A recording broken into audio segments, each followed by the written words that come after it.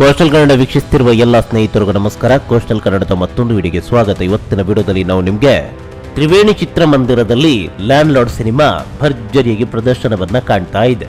ಹೀಗಿರಬೇಕಾದ್ರೆ ಈ ವಾರ ಈ ಸಿನಿಮಾವನ್ನ ವೀಕ್ಷಣೆ ಮಾಡೋದಕ್ಕೆ ನೀವು ತ್ರಿವೇಣಿ ಚಿತ್ರಮಂದಿರಕ್ಕೆ ಹೋದ್ರೆ ಅಲ್ಲಿ ಈ ಸಿನಿಮಾ ಇರುವುದಿಲ್ಲ. ಬದಲಾಗಿ ರಕ್ಕಸಪುರದೊಳು ಸಿನಿಮಾ ತ್ರಿವೇಣಿ ಚಿತ್ರಮಂದಿರದಲ್ಲಿ ಈ ವಾರದಿಂದ ಪ್ರದರ್ಶನ ಕಾಣಲಿದೆ. ನಾಳೆ ಲ್ಯಾಂಡ್ ಲಾರ್ಡ್ ತ್ರಿವೇಣಿ ಚಿತ್ರಮಂದಿರದಲ್ಲಿ ಕೊನೆಯ ಪ್ರದರ್ಶನ. ಎಲ್ಲಾ ಕಡೆಗಳಲ್ಲೂ ಕೂಡ ಈ ಸಿನಿಮಾಗೆ ಭರ್ಜರಿಯಾದಂಥ ಪ್ರತಿಕ್ರಿಯೆ ವ್ಯಕ್ತವಾಗ್ತಾ ಇದೆ. ಪ್ರತಿಯೊಬ್ಬರು ಕೂಡ ಈ ಸಿನಿಮಾವನ್ನ ಯಾರೆಲ್ಲ ವೀಕ್ಷಣೆ ಮಾಡಿದ್ರು ಪ್ರತಿಯೊಬ್ಬರು ಕೂಡ ಈ ಸಿನಿಮಾದ ಬಗ್ಗೆ ಅತ್ಯುತ್ತಮವಾದಂತಹ ವಿಮರ್ಶೆಯನ್ನ ನೀಡ್ತಾ ಇದ್ದಾರೆ. ಎರಡನೇ ಕಾಟೇರ ಅಂತ ಹೇಳ್ತಾ ಇದ್ದಾರೆ. ತುಂಬಾನೇ ಅತ್ಯದ್ಭುತವಾದಂಥ ಸಿನಿಮಾ ಅಂತೆ. ಇರ್ಲಿ, ಈ ವಿಚಾರವನ್ನ ಪಕ್ಕಕ್ಕಿಡೋಣ. ಇದೀಗ ತ್ರಿವೇಣಿ ಮುಖ್ಯ ಚಿತ್ರಮಂದಿರದಲ್ಲಿ ಲ್ಯಾಂಡ್ ಲಾರ್ಡ್ ಸಿನಿಮಾ ಕೊನೆಯ ಪ್ರದರ್ಶನವನ್ನ ಕಾಣ್ತಾ ಇದೆ. ಜನವರಿ 23, 2026 ತೆರೆ ಕಂಡಂತ ಸಿನಿಮಾ ಇದು. 25 ದಿನವನ್ನ ಕೂಡ ತ್ರಿವೇಣಿ ಮುಖ್ಯ ಚಿತ್ರಮಂದಿರದಲ್ಲಿ ಈ ಸಿನಿಮಾ ಪೂರೈಸಿಲ್ಲ. ಈಗಾಗಲೇ ನೋಡ್ತಾ ಇದ್ದೀರಾ ತ್ರಿವೇಣಿ ಚಿತ್ರಮಂದಿರ. ನಾಳೆ 4 ಆಟ. ನಾಳಿದ್ದು ಶುಕ್ರವಾರ ರಕ್ಕಸಪುರದೊಳು ಸಿನಿಮಾ 4 ಪ್ರದರ್ಶನ. 10:30, 1:30, 4:30 ಹಾಗೆ ರಾತ್ರಿ 7:30. ಗಾಂಧಿನಗರದ ಅತ್ಯುತ್ತಮ ಚಿತ್ರಮಂದಿರಗಳಲ್ಲಿ ತ್ರಿವೇಣಿ ಚಿತ್ರಮಂದಿರ ಕೂಡ ಒಂದು. ಗಾಂಧಿನಗರ ಅಂತೇಳಿ ತಪ್ಪಾಗುತ್ತೆ. ಓವರಾಲ್ ರಾಜಧಾನಿ ಬೆಂಗಳೂರಿನ ಅತ್ಯುತ್ತಮ ಚಿತ್ರಮಂದಿರಗಳಲ್ಲಿ ತ್ರಿವೇಣಿ ಚಿತ್ರಮಂದಿರ ಕೂಡ ಒಂದು. ಕೋಟಿಗೂ ಅಧಿಕ ವೆಚ್ಚವನ್ನ ವ್ಯಯಿಸಿ ಚಿತ್ರಮಂದಿರವನ್ನ ಸಂಪೂರ್ಣವಾಗಿ ನವೀಕರಣ ಮಾಡಲಾಗಿದೆ.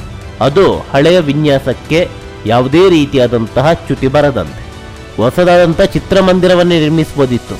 ಆದರೆ ಚಿತ್ರಮಂದಿರದ ಮಾಲೀಕರು ಕೋಟಿ ಹೋದ್ರೂ ಪರವಾಗಿಲ್ಲ, ಚಿತ್ರಮಂದಿರ ತುಂಬಾನೇ ಅತ್ಯದ್ಭುತವಾಗಿ ರಿನಿವೇಶನ್ ಆಗಬೇಕು ಅಂತ ಕೋಟಿ ಸುರಿದಿದ್ದಾರೆ. ಸುಖಾಸಿನ ಆಸನಗಳು, ಡಾಲಿ ಬಟ್ಮೋ ಸೌಂಡು, ಪ್ರತಿಯೊಂದು ಕೂಡ ಹೊಸ ಚಿತ್ರಮಂದಿರದಂತೆ ಇದೆ ತ್ರಿವೇಣಿ ಮುಖ್ಯ ಚಿತ್ರಮಂದಿರ. ಈ ಚಿತ್ರಮಂದಿರದಲ್ಲಿ ರಕ್ಕಸಪುರದೊಳು ಸಿನಿಮಾ ಇದೇ ಶುಕ್ರವಾರದಿಂದ ಪ್ರದರ್ಶನ ಕಾಣುತ್ತೆ. ಲ್ಯಾಂಡ್ ಲಾರ್ಡ್ ಸಿನಿಮಾ ತುಂಬಾನೇ ಚೆನ್ನಾಗಿದೆ. ತ್ರಿವೇಣಿ ಚಿತ್ರಮಂದಿರದಿಂದ ಯಾಕೆ ತೆಗೆದ್ರು ಅಂತ ಕೇಳಿದ್ರೆ ಯಾವುದೇ ರೀತಿಯಾದಂತಹ ಅಧಿಕೃತ ಉತ್ತರ ಇಲ್ಲ. ಆದರೆ ಲ್ಯಾಂಡ್ ಲಾರ್ಡ್ ಸಿನಿಮಾದಲ್ಲಿ ಖಳನಾಯಕನಾಗಿ ರಾಜ್ಬಿ ಶೆಟ್ಟಿ ಅವರು ಅಭಿನಯ ಮಾಡಿದ್ದಾರೆ. ಹಾಗೆ ರಕ್ಕಸಪುರದೊಳು ಸಿನಿಮಾದಲ್ಲಿ ನಾಯಕ ನಟನಾಗಿ ರಾಜ್ಬಿ ಶೆಟ್ಟಿ ಅವರೇ ಬಣ್ಣ ಹಚ್ಚಿದ್ದಾರೆ. ಹೀಗಾಗಿ 2 ವಾರಗಳ ಬಳಿಕ ಈ ಸಿನಿಮಾ ರಿಲೀಸ್ ಆಗಿರೋದ್ರಿಂದ ಮೊದಲೇ ಮಾತುಕತೆ ಆಗಿರ್ಬೋದೇನೋ. 2 ವಾರ ಮುಖ್ಯ ಚಿತ್ರಮಂದಿರದಲ್ಲಿ ನಾವಿರ್ತೀವಿ, ಅದಾದ ಬಳಿಕ ಈ ಚಿತ್ರಮಂದಿರವನ್ನ ನಿಮ್ಗೆ ಬಿಟ್ಕೊಡ್ತೀವಿ, ಅಲ್ಲಿ ನೀವು ಸಿನಿಮಾವನ್ನ ರಿಲೀಸ್ ಮಾಡಿ ಅಂತ. ಮೊದಲಂಗೆ 50 ದಿನ 100 ದಿನ ಒಂದೇ ಚಿತ್ರಮಂದಿರದಲ್ಲಿ ಯಾರು ಕೂಡ ಸಿನಿಮಾವನ್ನ ಪ್ರದರ್ಶನ ಮಾಡೋದಿಲ್ಲ.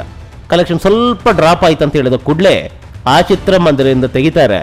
ಆರಂಭದಲ್ಲಿ ಒಂದು ಸರೌಂಡಿಂಗ್ ನಲ್ಲಿ ಎಷ್ಟು ಚಿತ್ರಮಂದಿರಗಳಿವೆ, 4-5 ಚಿತ್ರಮಂದಿರ ಇದೆ, ಅಷ್ಟು ಚಿತ್ರಮಂದಿರಗಳಲ್ಲಿ ಆ ಸಿನಿಮಾವನ್ನ ಹಾಕ್ತಾರೆ. 2ನೇ ವಾರಕ್ಕೆ ಒಂದು ಆ ಮೂಲೆ ಒಂದು ಈ ಮೂಲೆಯಲ್ಲಿಟ್ಟು ಮಿಕ್ಕುಳಿದ ಚಿತ್ರಮಂದಿರದಿಂದ ಆ ಸಿನಿಮಾಗೆ ಗೇಟ್ ಪಾಸ್ ಕೊಡ್ತಾರೆ. ಅವಾಗ ಆ ಚಿತ್ರಮಂದಿರಕ್ಕೆ ಹೋಗುವಂತ ಪ್ರೇಕ್ಷಕರು 2 ಚಿತ್ರಮಂದಿರಗಳಿಗೆ ಸ್ಪ್ಲಿಟ್ ಆಗ್ತಾರೆ. ಹೀಗಾಗಿ ಕಲೆಕ್ಷನ್ ಇಲ್ಲಿ ಸ್ವಲ್ಪ ಜಾಸ್ತಿ ಬರುತ್ತೆ. ಮುಂದಿನ ವಾರ ಒಂದೇ ಚಿತ್ರಮಂದಿರಕ್ಕೆ ಮೀಸಲಾಗಿಡ್ತಾರೆ. ಅವಾಗ ಮಿಕ್ಕುಳಿದ ಸಿನಿಮಾಗಳಿಗೂ ಚಿತ್ರಮಂದಿರ ಸಿಗುತ್ತೆ, ಇವರ ಸಿನಿಮಾಗೂ ಕಲೆಕ್ಷನ್ ಆಗುತ್ತೆ. ಈ ರೀತಿಯಾಗಿ ಬುದ್ಧಿವಂತಿಕೆಯಿಂದ ಸಿನಿಮಾದ ಪ್ರದರ್ಶನ ಮಾಡಿದ್ರಷ್ಟೇ ಎಲ್ರಿಗೂ ಲಾಭ ಆಗುತ್ತೆ. ಇಲ್ಲ ಅಂತ ಹೇಳಿದ್ರೆ ನಮ್ಮ ಮಧ್ಯೆ ಕಿತ್ತಾಟ, ಕೆಸರರ ಚಾಟ, ಇದರಿಂದ 3ರವನಿಗೆ ಲಾಭ. ಇದು ಲ್ಯಾಂಡ್ ಲಾರ್ಡ್ ಸಿನಿಮಾದ ಕರೆಕ್ಟ್ ಡಿಸಿಷನ್ ಅಂತ ಹೇಳ್ಬೇಕು. ಒಂದಿಷ್ಟು ಚಿತ್ರಮಂದಿರಗಳು ಕೇವಲ ರಾಜಧಾನಿ ಬೆಂಗಳೂರು ಮಾತ್ರ ಅಲ್ಲ, ಮೈಸೂರಿನ ವುಡ್ಲ್ಯಾಂಡ್ ಚಿತ್ರಮಂದಿರ ಕೂಡ ಅಷ್ಟೇ. ಮೈಸೂರಿನ ವುಡ್ಲ್ಯಾಂಡ್ ಚಿತ್ರಮಂದಿರದಲ್ಲೂ ಕೂಡ ಈ ವಾರ ಲ್ಯಾಂಡ್ ಲಾರ್ಡ್ ಸಿನಿಮಾ ಪ್ರದರ್ಶನ ಆಗ್ತಾ ಇದೆ.